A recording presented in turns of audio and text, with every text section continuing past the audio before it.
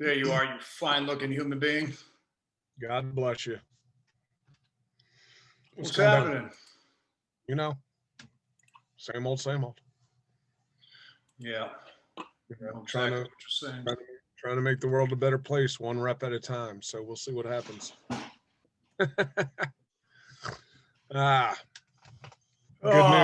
Good news, bad news. Jeremy Hefner, women's basketball strength and conditioning coach at Baylor, kept his job, even though the coach left, went to LSU. So that's good. That's good for the profession. Yeah, well, I guess you can go into further detail about this, but the first thing that comes to my mind is, why would he have to fear for his job if they just won a national championship? Women's basketball. So, sorry. Oh, women's, okay. They've won 3. They've won 3. He's been there for, I think, all 3. But, you know, the head coach, who's a Hall of Fame coach, decided to take the LSU job. So they hired a new basketball coach, and they did right. And their first hire was to retain Jeremy as the director of women's basketball strength and conditioning. So I just sent a congrats to him. But, you know, and I know this isn't where we wanted to talk to start or go, but whatever. I mean, we don't have a script usually. So No script. For all the strength coaches out there, talked to a strength coach earlier this week or last week. He's been on the show, Jay DeMayo, who's currently doing the CVAS seminar. So if you want to do some good continuing education, there are a couple more sessions. I believe we have one tomorrow and one on Saturday. He's also pretty good to use his social media. He puts some tricks and tips up on his sites. I saw. Oh yeah, and he's got a podcast that he does, and he talks with other strength coaches about what's going on in the profession. But you know, and you've been privy to my wonderful career in the field. Indeed. Strength coaches, you know, yes, we work at the behest of head coaches and athletic departments, but at the same time, when coaches leave, coaches get fired, it doesn't mean that the support staff should have to change, because you have your guy, your person, whatever. Also, that being said, as a strength coach, you should not go hunting for jobs unless they are advertised. And yes, a lot of times when the jobs are advertised, they're already filled before the advertisement hits the waves. That's part of the profession, unfortunately. For the universities that do hire before they post their jobs, it's illegal. You're breaking a federal law if you didn't know it. I believe you have to have a minimum of 3 qualified individuals to interview for the position before you hire somebody. But that's neither here nor there. You know, obviously this was something on my mind. And something you don't say. You know, as somebody that's trying to get back into the collegiate setting, you know, there's a right way and a wrong way to do things. I would only apply or reach out to people to make calls on my behalf if I knew the position was open. When I was let go at Fairfield, I actually had somebody call me about the position thinking it was an assistant position, but I had to let them know that it was actually for my job. So, you know, I'm not telling anybody not to be a go-getter and not to, you know, try and reach whatever level they want to get to, but there is definitely a right and a wrong way to do things, especially if you're telling everybody that you're for the betterment of the profession. You don't force somebody else out of the position that they have so you can have that position. Bad karma. It's not a good look. Nah. So hopefully those that are listening or get to listen to this podcast, you take that with, you know, a grain of salt. Well, not a grain of salt. Hopefully you listen to what the hell I'm telling you to do. I mean, You know, it's a very small community that we work in, and word gets out if you go about the things the wrong way, for your own personal growth. No, well, not even growth, for your own personal benefit. You know, so good afternoon, everybody. Good morning.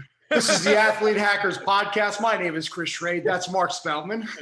Hey, everybody. Great to hear you. Great to have you here.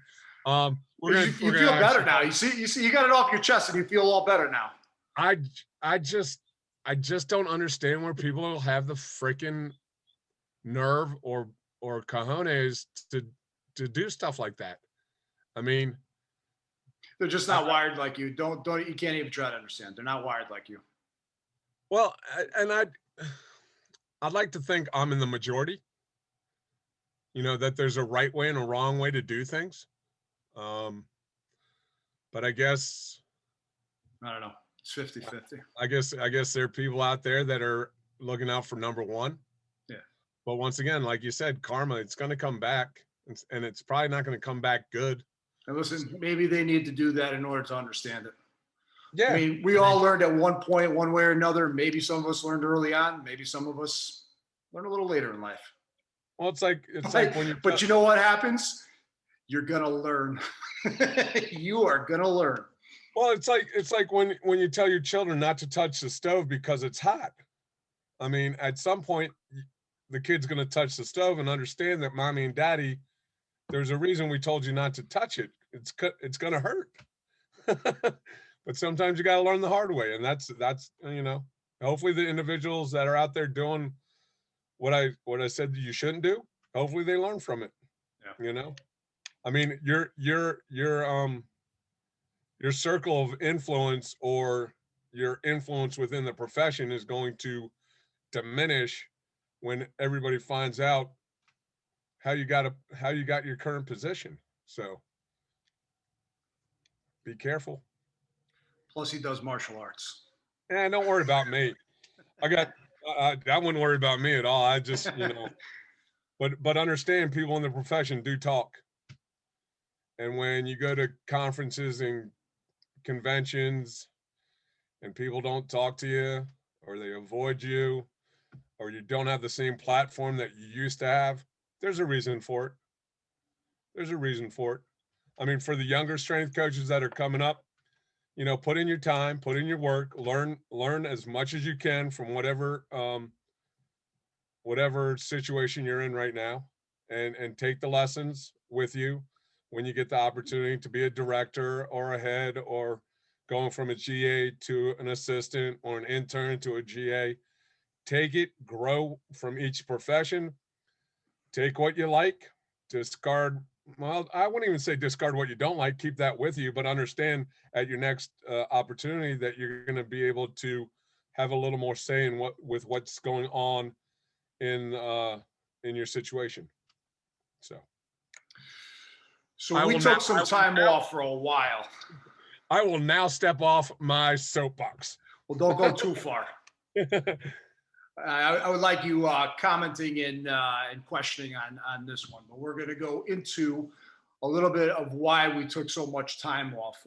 I feel once again, I blame you. I blame me too. It's my fault. It wasn't Mark's fault, so that's why an explanation is owed. Because you know, I mean, you're going on here and you're talking to a lot of people. You're able to go and say what you just said for the last 10 minutes. Because there's a lot of strength and conditioning coaches listening to you, you know, among other people. We've got a pretty dynamic podcast and a demographic of people that listen to us, you know, strength and conditioning coaches and fathers and athletes and mothers and, you know, everyone in between in the circle of influence. But, you know, that said, I know that a lot of people tune in to listen to you. As do I. I mean, this is how we started this podcast, because this is an extension of me calling you up and asking you a question about how to get stronger or how to get my kid better, you know, and that's the whole idea behind this. But before we get to that, and there's going to be we're going to come full circle, and we're going to make this into a learning lesson that has to do with athletics. And I want to say it as a point to that, I practiced what I preached right before I came on. I had lunch. Hopefully it was quite nutritious. I meditated. Okay. We'll get to that in a minute. Let's talk on some of the podcasts we just threw up, because we basically started what we're calling as season 2, since we took so much time off, but we're keeping our episodes in chronological order. So I think this is episode 26, but it's nice. Episode number 2 of season 2. Last week we put up 2 other ones. We had one left over from season 1 and our first episode of season 2. Episode 25 or 24, I think 24, was about routine, and that was left over. I think we did that almost a year ago, but it was a really important podcast, and there's a lot of good information. From how important it is from a micro routine that you do the same thing when you perform a foul shot, and why that's important, to a macro routine where we talked about, I'm going to butcher this, what's the guy's name from Game of Thrones that did the deadlift? Man Mountain. Yeah, Man Mountain. We talked, at the time, he set the record for the deadlift. So from a macro perspective, how he trained and prepared to do that for probably over the course of a year. And a couple of other things in between, but that was a really good podcast, I thought. The one that I thought was the one example that I thought I used was the Admiral McCraven, the importance of making your bed every day. Yeah. And for those that haven't seen his commencement speech at the University of Texas, it's Admiral William McCraven, I believe. He also has a book about how important it is to make your bed. Yep. Every day. Yep. And then the first podcast of season 2, we talked about Baylor's strength and conditioning program. We talked about shout out to Charlie and shout out to Jeremy. How both parts of the athlete hackers duo both predicted who was going to be in the NCAA tournament. One had the winner. Other one's to blame for us not being on the podcast. And we also talked about how the NCAA screwed the women athletes. Yeah, it wasn't a good look. Not at all. No. No. But they rewarded the president of the NCAA with I believe a 5-year extension. So obviously the presidents of the universities didn't really care that much. Yeah. So, which brings us to season 2, episode number 2. Why were we gone for so long? Back in August of last year, actually it was probably before that. It was probably towards the end of July. I had been running around, burning the candle at both ends, coaching, working, parenting, trying to run a podcast, among other things. And I had an achy ball. And I just went on. I ignored it. Just pretty much everything else I do with pain in my life. I have lots of pain all over the place because I'm an old athlete that had lots of injuries, and I'm old. And every day I get older, and it hurts more. And so I just ignore it and I go on. I try to do some things to make it better, but I'm still old. Rub some dirt on it, Johnny. So this had been nagging me for a while, probably going on 3 or 4 weeks, and my wife kept telling me to go get it checked, and I ignored her for a while. And it just got to the point where it was time to get it checked. So I went to the doctor, and at first it was everything that I had done some research on. It was probably just some kind of infection. He sent me away with a prescription to go get some antibiotics. And he said, oh, you might as well run over and get a quick ultrasound. So I went and got an ultrasound. And, the lady that was doing it, very nice lady, talking, having a conversation.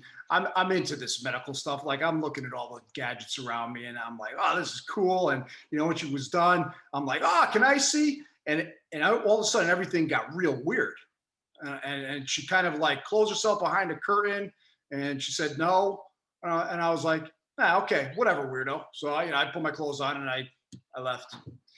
And then I was supposed to have a follow-up with the doctor 10 days later. Well, he calls me like 2 days later. And I'm like, fuck. Let's just say it. That's what I said. Fuck. So he's like, you've got a growth in your testicle. And I go, okay. What's that mean? What are the chances that it's benign? He said 1%. And everything just drained out of me at that point. You really should have hit him with the Dumb and Dumber. So you're saying there's a chance. Yeah. Like 1 in 100? Yeah. I wish I did. That might have made things easier to swallow. I was at work at the time. I went inside, told my boss some issues came up and I've got to go attend to it. And so the next couple of days, it was just, it was a whole nother world for me, because the possibility of death is not something that I think about hardly at all. I mean, it might come up incidentally once in a while, but I don't like to think about that. That's something I steer clear of. And, I had to, I'm here I am, I'm 42 years old. I got 2 young kids. And I'm in hospitals and laboratories and, around old sick people that are, they're towards the end. And it completely blew my doors in. So I went into this deep state of probably anxiety and depression. And we'll touch on that in a little bit, because it was probably something that was there all along, and then this just happened to propel it forward. Scheduled for the surgery, and the thing about this particular type of cancer, and I don't know if it's the same for others, but we know that at that time there was a tumor in my left testicle. But the question is whether or not the cancer had spread to other parts of my body. Because as you know, the most famous person to have testicular cancer is Lance Armstrong. And Lance Armstrong, that shit spread all the way up to his brain. I mean, and that's how it does. It starts all the way down below and it travels all the way up through all your organs in between your testes and your brain. And just the way insurance is situated, you can't get insurance to pay for other CAT scans or X-rays or other tests to see if it has spread until you get confirmation from a biopsy. So you literally have to go and have the operation first, have it confirmed as cancer through a biopsy, and then insurance allows you to go see if it has spread through the rest of your body. So here I am, not knowing if I've got cancer just growing me unknown throughout the rest of my body, and I can't do anything about it.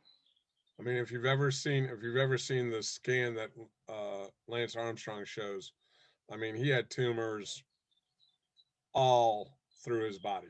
It's scary.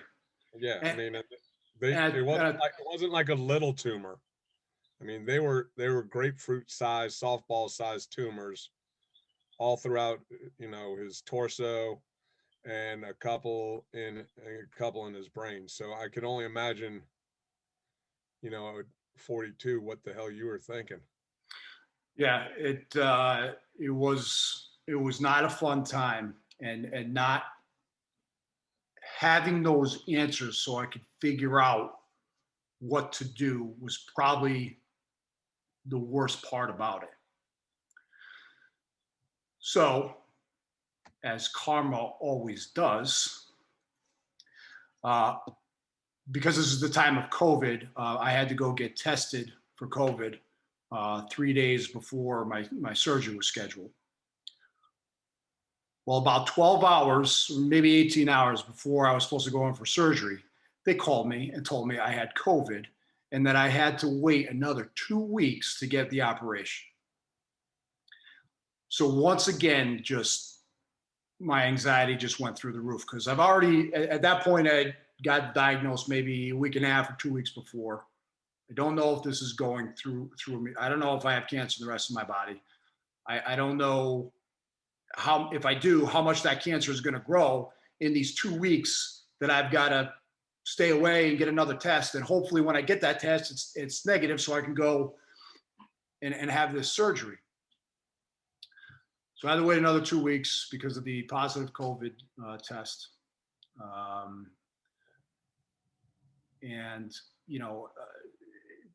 that the looking back at it, the time period, and if you want to call it the mental suffering that I went through, was very important. And maybe I needed it because, go ahead. I think if you look at a lot of things, when you have the opportunity to reflect on things that you've had to go through or difficult times or whatever, you might not see the lesson while you're going through it. I mean, I know when I went through all my neck stuff and I went through all my heart stuff, and I have the opportunity to look back on it now, I view it as, God kind of giving me a little tap on the shoulder and saying, hey, you need to refocus on what's really important in your life. And for me, that's my family and my friends. Not a job title or how much money I have or the house or car that I'm driving. None of that stuff really matters because once again, you can't take any of that stuff with you. So every time that I've had a setback or something going on physically, and it's kind of control alt deleted me. It's kind of rebooted me. In a very hard way. I mean, Yeah. when I had my neck surgery, I mean, it was 2 years ago, and I'm still recovering from it. There are things that I might not ever do again, and that's fine. I mean, but at the same time, when you grow up, much like yourself, as being physically active on a daily basis, being parts of sports, being able to do whatever you want to do with your body, and then all of a sudden you're told, hey, you can't do that anymore. You're like, Yeah. what the hell do you mean I can't do that anymore? Yeah. What? Or even better, we don't know what's going on with you. And, we got to do some tests. And sometimes those tests are or are not covered by insurance. And then you're like, all right, well, if it's not covered by insurance, I can't pay for the test because the test is ridiculously expensive. Am I okay just to deal with what I'm dealing with? So, I think this has come up before, when I went for my 6-month checkup after the neck surgery, I was like, doc, my leg's still not really doing that well. I'm not where I was before the incident happened because still nobody knows why this happened. And he's like, Mark, we didn't do the surgery for you to get better. We did it so you didn't get worse. Yeah. I was like, okay. I mean, that would have been nice to know 6 months ago. But at the same time, I mean, he has his own thoughts going on, and what he's doing to help me, live a quote normal life. I can only imagine, you're there sitting thinking, all right, I'm going in for a surgery. And then 12 hours before you're supposed to go to the hospital, nope, see you in 2 weeks. Yeah. Like you said, you don't know whether this cancer is metastasized or what. And, for an aggressive type of cancer, if you give it 2 weeks, we might be having a different conversation. Yeah. I'm going to fast forward a little bit. And that is, what they found. I basically had the best case scenario. What the biopsy showed was the best case scenario. And they put me, the staging, I forget the exact number, but it was a stage 1, C or A, I don't know what it was, but it was basically after the operation, I was in surveillance because, they got the biopsy. I went, I got my CAT scans, my blood work, all that stuff. It had not metastasized. And from that point where I was diagnosed, over the surveillance is a 5-year process, but after the first year, the percentage of you getting it again or it spreading to the other testicle goes down significantly. And after year 2, it almost goes to 0, but they monitor you for the next 5 years. So the particular mix of cancers in the tumor was best case scenario, and it had not metastasized. So the category I'm in currently is 14% possibility of reoccurrence, or I guess it's 20%. They have these different numbers, and the reason I went ahead is because for me, this podcast is not about my cancer, what I went through. It's about the anxiety that I had. And it's a real thing. And it was more debilitating than the cancer was. I lightly joke around. I have to make jokes about this as a way of coping and getting through, and I say, people say, oh, how you doing? How you feeling? I'm like, I'm fine. I'm like, I had cancer light, which is exactly what it was. And the reason I know that is because of this anxiety I went through, which included me sitting up late at night, not sleeping, and flipping through the internet and going on American Cancer Society and scientific papers, reading about this stuff and trying to diagnose and see what my odds were and see what I was and see what was going to happen to me. And it made it worse. And sometimes ignorance is bliss. Yeah. And I get that. And there's all kinds of people told me, stop going on the internet, this and that. And I don't know if that's the right answer either. Somehow the answer is in the middle, with being able to accept what's being put on your plate, but also knowing the truths. And when you're suffering from anxiety,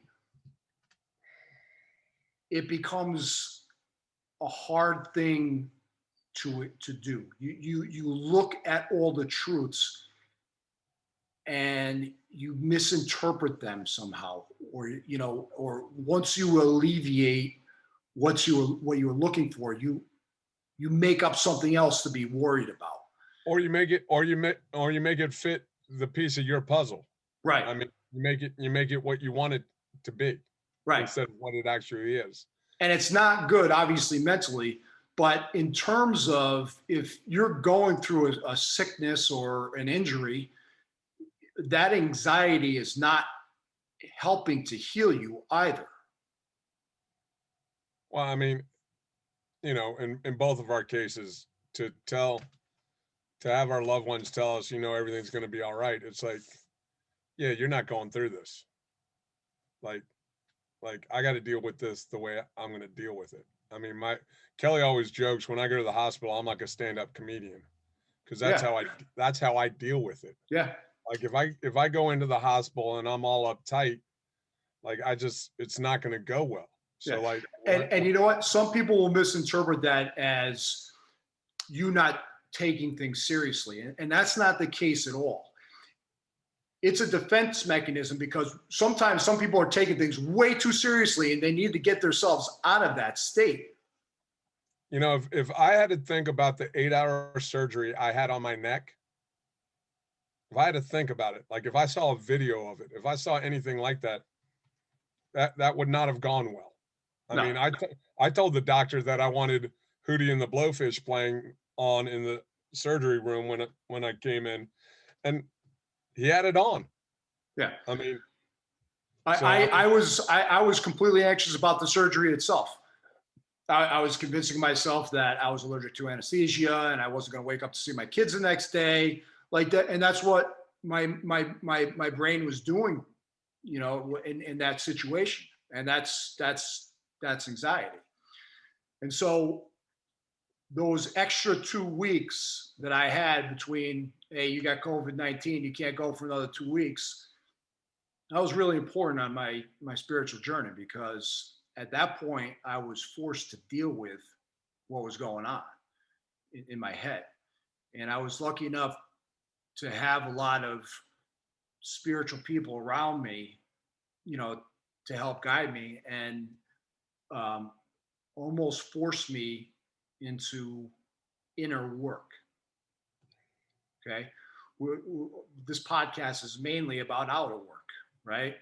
What are you doing to get your skills better? What are you doing to make yourself stronger, you know, to get more endurance? That's all outer stuff, basically.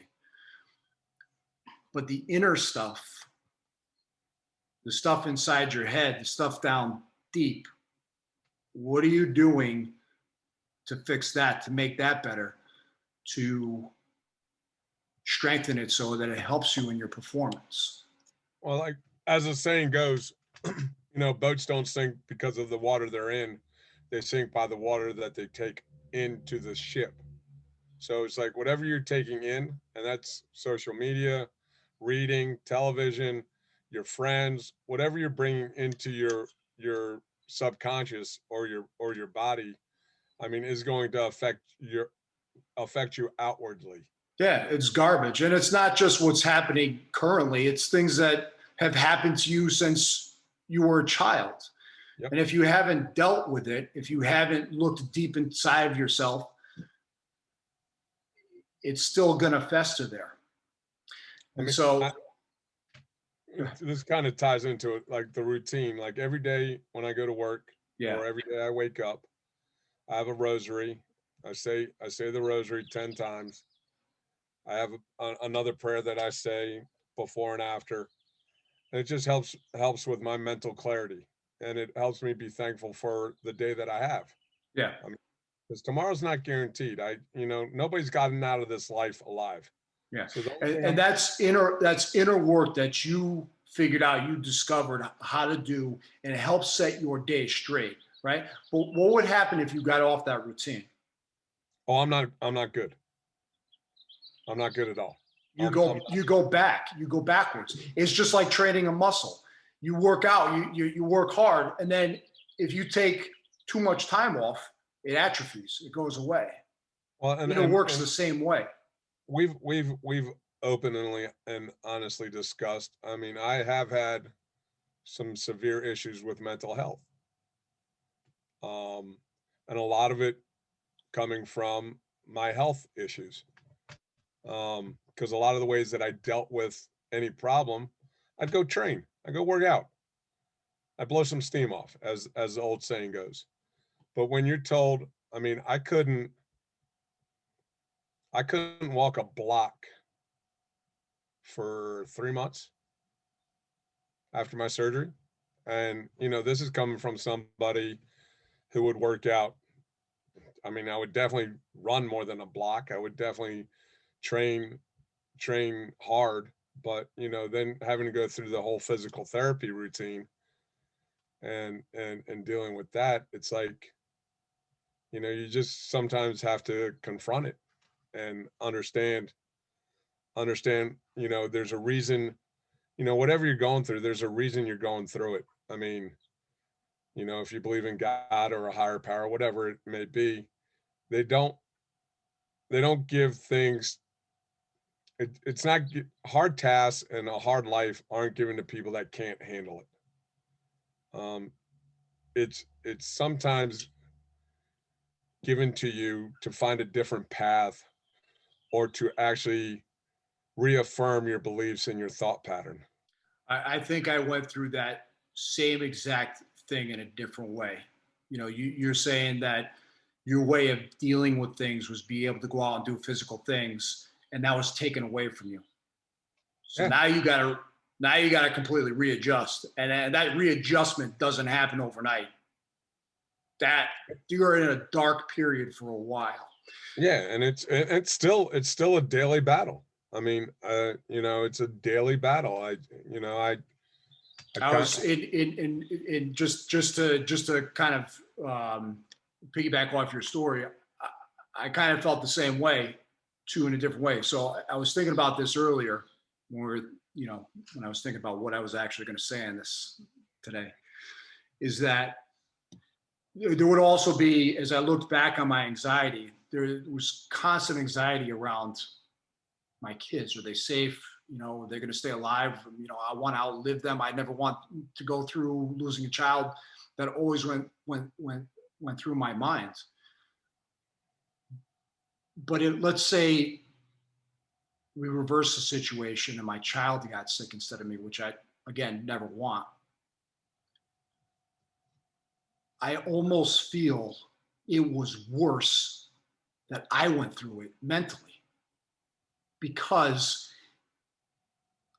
when I'm healthy and I'm in the right mood, and even someone else is sick around me, I could still mentally kind of get through that and say, okay, everything's going to be all right. We're going to get you through this. We're going to get you the right doctors. You're going to get through this. Like, I'm in that state of almost being a coach where I'm taking care of someone, and my energy and ability to motivate them is going to get them through their sickness.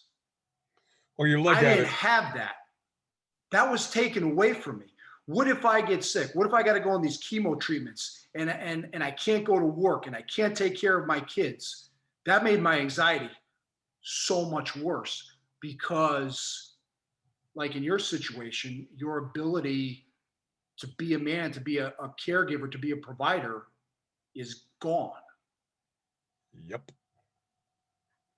And you look at it and I go, there's a reason why a lot of, unfortunately, a lot of strength coaches get sick, because we spend a lot of time taking care of everybody else. And we neglect the one person that we should take the most care of, ourselves. Yeah. It wasn't uncommon for me to work, 16-hour days, from mid-August to Thanksgiving. And I know there are a lot of. A wise woman once told me, you can't take care of others if you can't take care of yourself. Exactly. But a lot of times, a lot of strength coaches, the bravado is, first in, last out. And it's like, well, I mean, if you don't have to be in the facility because your teams aren't there, don't be there. Like, especially if you got a staff, if you got other strength coaches and you need some time to spend with your family or time to go on a trip, take it. They're paying you. Quality of life. But you're a salaried employee. All the other coaches take time. All the sport coaches take time. All the administrators take time. Why the hell can't the strength coach take, 2 weeks to a month off and everybody not get up in arms because, oh, my guy's not here? Well, guess what? There's a whole staff. They know what they're doing. They're just not just not the direct oversight to your sport. Yeah. Working 16-hour days and get 16-hour days and getting paid $45,000, go to hell. Yeah. I mean, that's why so many people are getting out of the profession, because guess what? Right now, the military's got a very good program, H2F, I believe, health to fitness, and it's 40 hours a week, and you're making good money, and you're still doing what you want to do. Like, I'm not telling anybody to get out of the profession, but at the same time, look around and understand how top heavy this profession is, because when you become a director at a Big 5 school, you're probably not leaving anytime soon. And for those that are coming up, understand that, those positions do not come up open often, and when they do, they are definitely filled before that position is posted. Yeah. I think, like you said, taking more time off, less time work, spending time with your family, that kind of thing, that's important. But what I found is that spending time with yourself is most important. Oh, yeah. And in that time period, the 2 weeks in between my two potential surgeries, I started meditating. And there's a lot of different ways you could go about doing inner work. In your case, prayer, and that works. I do that too. And there's all kinds of different meditation that you can do. I personally started doing binary beats and meditating for a half hour to an hour each day. My routine was consistent every single morning. I'd get up probably around 4 a.m., put my headphones on, go downstairs, turn on the binary beats. The particular one, I got a couple different ones, but one in particular that I was drawn to, I got them all from a place called BrainSync. It's brainsync.com. A lady produces it named Kelly Howell. And what binary beats are, it's your brain has, I think, 5 or 6 different, it could take 5 or 6 different waveforms. So, you have particular waveforms. I think they're maybe delta waves are your sleep patterns. And then it kind of functions up from there, and you go theta, gamma, all the Greeks, there's 5 or 6 of them. But basically all the way up to, aggressive thinking and performing logical functions and that type of thing, down to sleep and everything in between. And and they have all of those different binary beats, but most of them are produced with theta waves, which is the waveforms that highly skilled meditators can put themselves into. So it's almost like this biofeedback thing, right? People did. Oh, love you, honey. It's this biofeedback thing. You might be able to touch on this better, but people are doing biofeedback, no biofeedback. Not in my wheelhouse. Yeah, so it's like, you use machines to when you're doing an activity to give you feedback that you've reached a certain area, and then and so it trains things faster. I'm going completely off tangent, something I don't understand. Anyways, the binary beats, when you put the theta waves on, and it's just the theta waves, it puts your mind into that state of theta, so it's easier to meditate. So as I was explaining this to some friends, they're like, "Dude, you did it for a half hour." I'm like, "Yeah, I can't even sit there for 5 minutes." Well, I mean, that's the whole thing about routine and discipline, first and foremost, right? But here's a way to almost put your meditation on steroids, right? Nice. You almost feed into your ears the wavelength that meditators can get on, and you can get into that meditative state much easier. And then along with the binary beats, there's some nice music or ocean waves, and some guided meditation too. And the particular one I liked was a combination of theta waves, and it was a guided meditation to raise Kundalini energy, which is the theorized energy at the base of your spine that when you do certain yoga moves and meditations, you can release up through your spine and have some psychedelic experiences. Nice. So that's the one I did. I did it religiously, probably for 8 to 10 weeks, and it helped a lot. Are you still doing it? Yes, but I'm off my routine. I'm atrophying. Come on now. But that's why I did it beforehand. I wanted to make sure I wasn't, the other thing that I do, not practicing what I was preaching. And what people don't understand is how important breathing is. Yeah, that's part of it too. That's part of this Kundalini meditation. It is breathing. I mean, it takes, most people right now, they've been in a sympathetic state where it's a fight or flight. Yep. To get back into a parasympathetic state so your body can recover, you can have more rest, you can sleep better. You can basically kind of control alt delete yourself. Yeah. You have to get into some diaphragmatic breathing. Yeah. Your diaphragm's a muscle that runs right underneath your rib cage. And it's the muscle that helps you breathe. But most people breathe incorrectly. They just get shallow breaths and it only helps their chest rise. You really want to try and get it into that diaphragmatic breath so your belly rises. And ideally you go in through the nose, and I think a lot of people have seen it, the seal breathing technique. Yeah. Where they're breathing in like, I think what I saw the other day was like 5 to 7 counts going in, hold it for 2 to 3 seconds, and like 5 to 7 seconds going out, and then holding that for 2 to 3 seconds. And it's something that I thought we had talked about, but like I got to the point where I could breathe, I could take a full breath, like a full cycle, like once or twice a minute. Yeah. Yeah. You could, once you train yourself, and it's not hard to get to, you could easily breathe in for 30 seconds and breathe out for 30 seconds. Very, very easily. I mean, but it's like anything else that you train, you got to build up to it. Yeah. And most people, I think what I saw was that most people breathe 300 breaths a day, 3,000 breaths a day. So if you're doing something wrong 3,000 times a day, you might want to correct it. It might take some time to do so.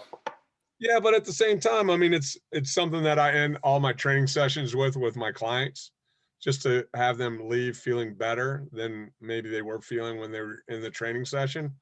Get them back into that parasympathetic state, get them feeling good, get them, happy. And, they just went through a hard training session. Let's give them that 5 to 10 minutes of recovery time before they leave. I mean, you and I have touched on this a bunch of times. I don't think anybody overtrains. I just don't. Yeah. I think I know everybody under recovers, and part of that recovery is your breath work, making sure you're doing your ice baths, cold baths, your contrast showers, working with a Theragun, or a foam roller or whatever. Theragun, if you want to be a sponsor, I'll be more than happy to take some Theraguns from you. But like, and I think, beyond that too, there's the breathing helps with performance anxiety, right? So it's helping you recover with all that stuff, but it's also helping you perform better. Because I can tell you right now, when you were talking, it came to me that while I'm going through these meditations over, that course of 6 weeks or ever, all the stuff that was coming into my mind, all the stuff I read about, cancer patients and survival rates and, what people are going through, and what other possible surgeries I might have, what's going to happen to my kids today, all those things that came up in my head that caused the anxiety. The meditation helped me to just let go, just go. I can only live in this present moment. Everything else that I'm making up in my brain is imaginary and it hasn't happened. Could it happen? Yeah. But what good does it do to think that way? It doesn't, not at all. It wasn't helping me with going through what I had to go through, and it wasn't helping me recover. And when you apply it to sports, when you think about it in sports, we've all been through this. It's the same thing. If you're constantly thinking about winning a game or what's going to happen in this game, or if you're down or you're behind in the count, and you're allowing these thoughts to snowball, making it worse and worse, your performance is going to go down. You know, as the saying goes, control the controllables.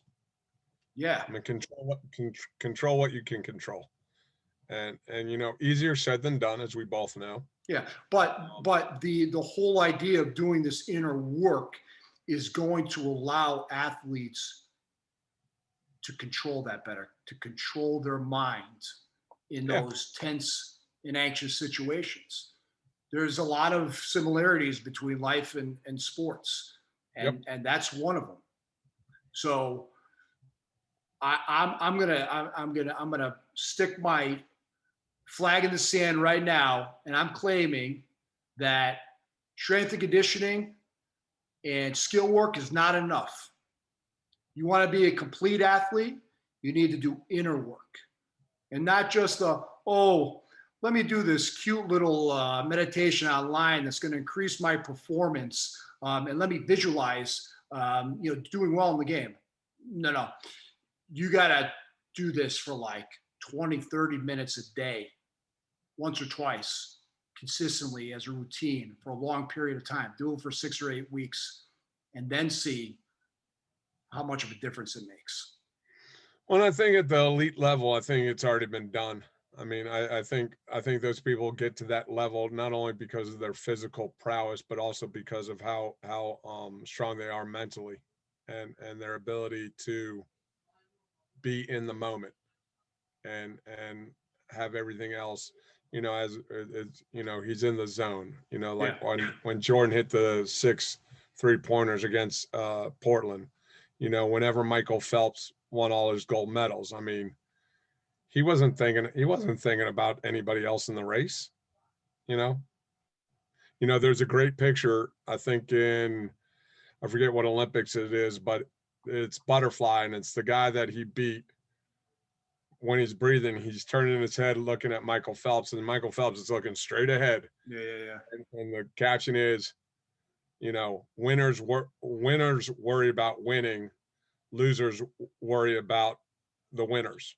Yeah. You know, and it's the one guy looking at Michael Phelps, and Michael Phelps is looking dead ahead. And I already know who won the race. Michael Phelps won the race. The guy that was looking at him did not, you know, he got the silver medal. I wouldn't say I don't want to say he lost, but you know, he didn't win that race. Yeah. You know, I don't know. We covered a lot today.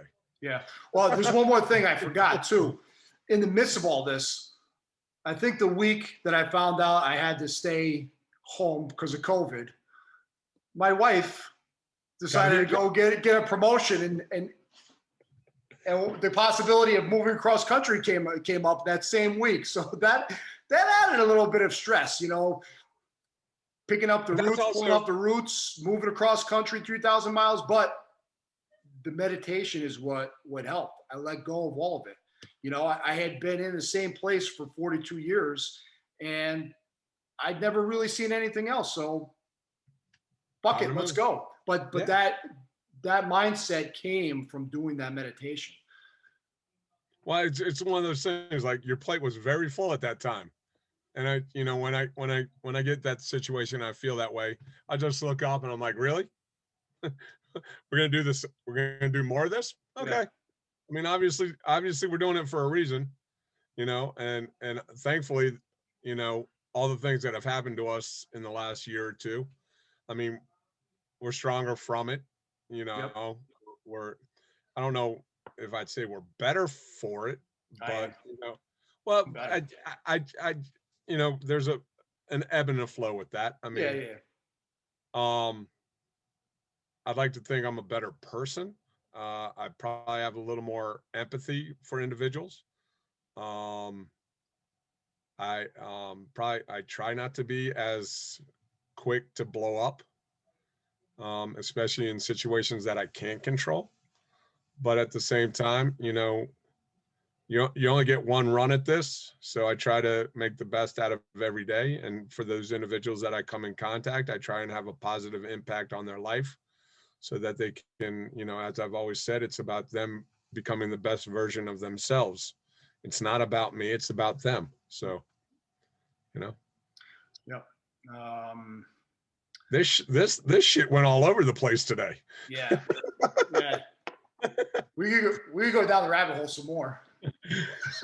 Yeah, definitely. I mean, like I said, and I'm sorry that I wasn't really there for you when you were going through all that. Because I didn't tell anybody. That's why. And you were going through your own stuff. That's what I do. That's the reason I had to go meditate, because I was like, what the fuck am I going to talk about? Like, how am I going to do this? Like, it's not something I do. Like, people are more open. They go and they tell everything that's going on with them on social media and stuff like that. Or, or even just calling their friends and telling them. And I barely told anyone except like my close family for probably 2 months. And, I mean, and it wasn't because I was embarrassed, or it was because I was anxious and I didn't want to talk about it. Like I didn't know how to cope with it at the time. I couldn't even watch. This is probably a good thing. I would turn on Netflix to try to take my mind off things, and I just turn it off, man, because I couldn't watch movies, because movies are so filled with negative stuff. Death, anxiety, fear, murder. And you go through, you flick through, and it's almost every single one. And just like you were saying earlier, it's like, are you paying attention to what you're putting into your mind every day? Is there a lot of trash going in? Because it makes a big difference. One of the things that I've done is, like, because you get the weekly report on how much screen time you get on your phone. Yeah. And I mean, I use my phone for podcasts when I'm rowing and stuff like that. I don't really, I obviously get on Facebook and Instagram and other things like that. But like, my goal is really to get my screen time down under 2 hours. I mean, and trust me, there are a lot of people that you take their phone away from them, it's a wrap. Yeah. Like, they don't know what to do. Like, and that's, as you've said, it's about inner work. Like, it's about having open and honest dialogues with other individuals like we're having right now. It's about that contact that you have with your family and friends and loved ones. That's what's really important. Much like yourself. I mean, a lot of people didn't know about my neck surgery. Yeah. A lot of people didn't know what was going on with me because I didn't really want to share it. Yeah. Because, I mean, they still don't know what's going on with me. And if this podcast was just to talk about myself and what I went through, it would never happen. I'm hoping to make a lesson out of it, because again, I feel like I had cancer light, everything's going good. The testicular cancer is somewhere between 93 and 99% curable, no matter what it is or what stage you're in. That's incredible. There's some other cancers, like, you're getting a 30% chance to live when the doctor tells you have it. Shit, wow. Look at pancreatic cancer. Yeah. And you got between a 2 and a 5% chance of living. Yeah. And that's if it's caught early. Yeah. So I'm lucky. I went through this. I was sick. I'm not taking it lightly. There's still, more time to cover. I actually went and got all my tests yesterday, CAT scan, x-ray, blood work, all's good. And, good. The next one's going to be here. So every step is another step towards, this is done. This really wasn't that bad of a thing. The bad thing was me dealing with the anxiety. Yep. And and how I know that there's a stigma to some guys that have this, or probably they don't want to talk about it because it has to do with your manhood, and that's a tough thing too. And I'm lucky in that regard. You know, they actually, they tested my testosterone for the first time, which is another sort of anxiety. I'm like, oh, am I going to start shrinking? Am I going to be able to build muscle anymore? You know, and they tested my testosterone, and my testosterone was on the high end of good yesterday. And nice. I was like, you know, I told my wife, I was like, I keep telling you, one ball does it all. You're a one trick pony. But seriously though, you know, trying to get back to the people that are listening, you know, really take better care of yourself so that you can be around for the people that depend on you on a daily basis. You know, if you're not taking care of yourself, you're not going to be any good for anybody else out there. And that only deals with the physical you, but also the mental and spiritual side of yourself. I mean, really take the time to filter out the stuff that's going into you, whether it's from movies, TVs, you know, anything on any apps that are on your phone. You know, a lot of those things, they're not real. I mean, you're seeing one side of what one person wants to show you. So, you know, have better judgment with that. And then, you know, continue to keep getting after it and doing the best that you can do. And if there's anything that we can help you with, we are Athlete Hackers. That's right. Yep. Do your inner work. It's going to help you with stuff in life. Things are going to keep coming up in life. And the more skilled you are at doing inner work, the better you're going to deal with it.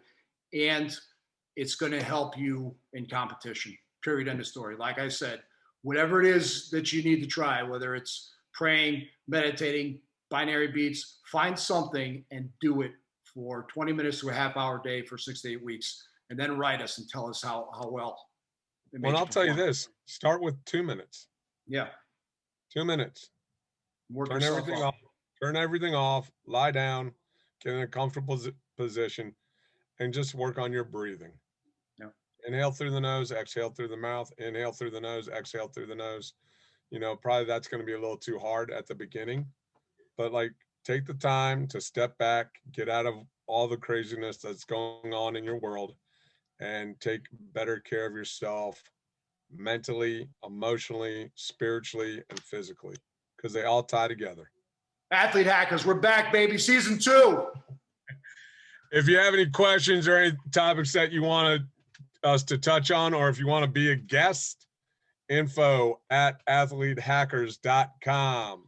We're on Spotify, Apple Podcast, whole bunch of other ones. Check out our YouTube channel and subscribe and give us a thumbs up, because you know what, or a thumbs down. we would like to get syndicated, maybe get some money for this someday. We got a long way to go. Yeah. I think we need 4,000 subscribers to our YouTube channel to get thought of to see if we want to get monetized. We have 6. So we're on our way. Yeah. He is Chris Schrade. That's Mark Spellman. We are Athlete Hackers. Thanks for tuning in. We'll catch you on the next one. As always, all my best. God bless. Keep getting after it. Love you guys. Peace. Peace.